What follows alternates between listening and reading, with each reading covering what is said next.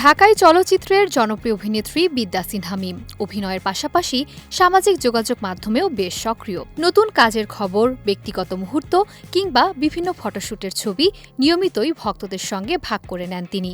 এবার শাড়িতে নতুন লুকে হাজির হয়ে আবারও আলোচনায় এসেছেন এই অভিনেত্রী।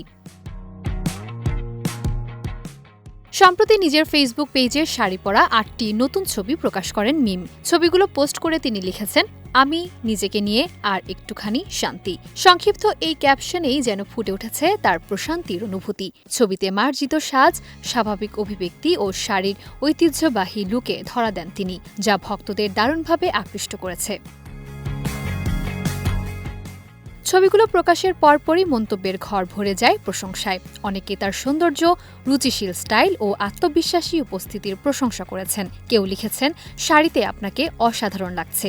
আবার কেউ মন্তব্য করেছেন, প্রাকৃতিক সৌন্দর্যই আপনার সবচেয়ে বড় শক্তি। অল্প সময়েই ছবিগুলো সামাজিক যোগাযোগ মাধ্যমে ব্যাপক সাড়া ফেলে। অভিনয়ের দিক থেকেও ব্যস্ত সময় পার করছেন মিম। ঈদুল আজহায় মুক্তি পেয়েছে তার অভিনীত সিনেমা মালিক। ছবিটি মুক্তির পর দর্শকদের কাছ থেকে ইতিবাচক সাড়া পেয়েছেন। এর পাশাপাশি সম্প্রতি ওটিটি প্ল্যাটফর্মে মুক্তি পেয়েছে তার নতুন ওয়েব ফিল্ম লাইফলাইন। কাজী আসাদ পরিচালিত এই ওয়েব ফিল্মে কেন্দ্রীয় চরিত্রে অভিনয় করেছেন মিম।